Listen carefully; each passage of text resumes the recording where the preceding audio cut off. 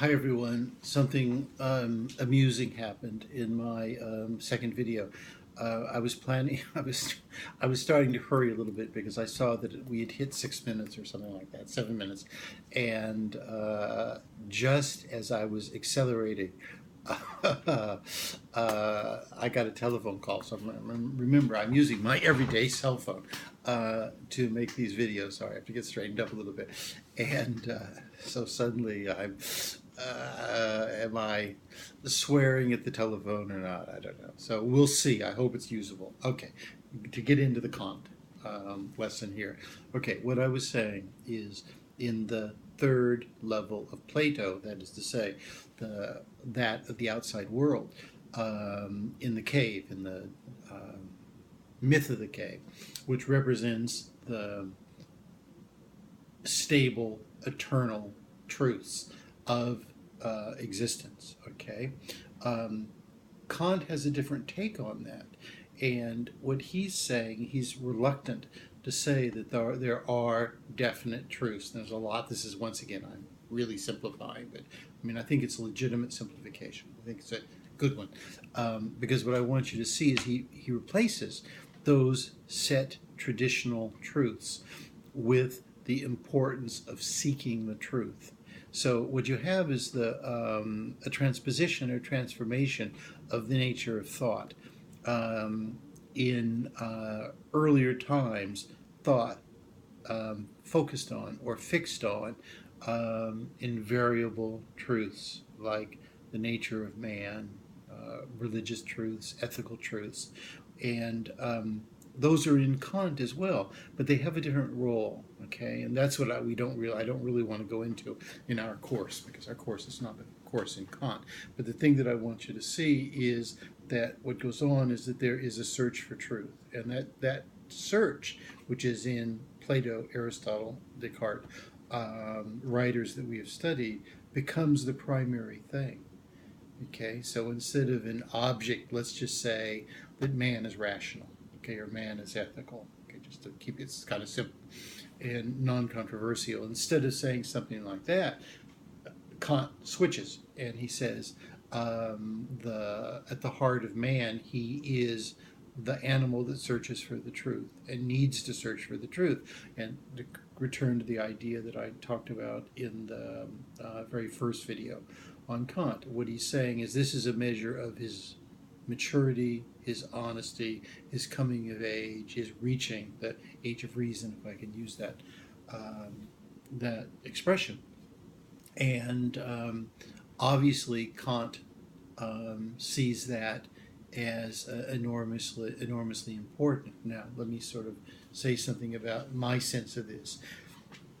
For me, this is one of the reasons why philosophy today is so important, because you see in Kant where he's sort of he's moved from saying that there are certain fixed truths that everyone at all times believes in. That's what he doesn't want to say. Okay.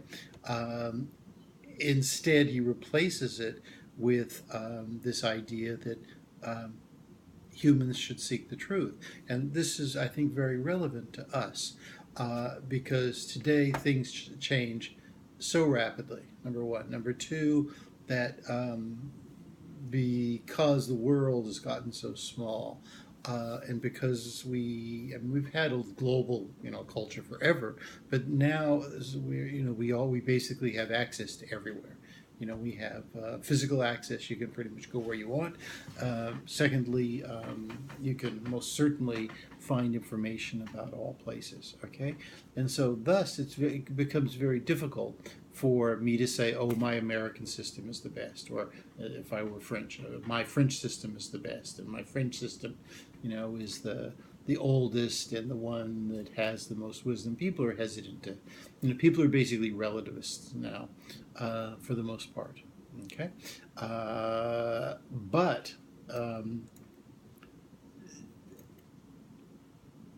equally important here, or equally important with dealing with all this flux and change and chaos and violence and terrorism and all the things that make contemporary life challenging, you also have the importance of searching for the truth. And this is what, this is basically philosophy specialization. It's a special subject that it is really worked on hard. And so thus you can go back through the history of philosophy, and at each point ask yourself, well, how does the philosopher see the search for the truth? That's why I wanted you to read the Apology, and to get an idea of why Socrates was the truth seeker. Okay, but I need to get to the fourth part as well. Okay, so we know that the fourth part of the cave has to do with this friction and this confrontation between those who know the truth and those who don't. And the idea that I've been arguing for is that there's a kind of built-in opposition, built-in resistance to learning, and with the possibilities of tragedy. Okay, in the sense the people who don't want to grow and learn will resist and wipe out the person who's trying to bring them knowledge. Now, everyone, that's a pretty unfashionable idea, because we tend to see education as a positive and as a good thing. And we say, yeah, everyone wants to educate themselves, everyone wants to grow. And this is kind of the way we see things. However, the philosophers don't really see it like that. I mean, they see that, yes, in some ways, in a kind of modest way, maybe everyone wants to grow, but at a deeper level, in the sense of understanding conventions and understanding prejudices and doing a deep self-analysis, the philosophers basically say that most people don't want to do that, and they're really hesitant, and that's a problem. And this is where, once again, I think philosophy has a really great value, because it insists on the importance of this. It insists on the tragic dimension of people not trying to understand things. And in a certain sense, I think I don't want to say it's only in philosophy, because there's other modes of thought where you find similar ideas. It's in literature, it's in religion.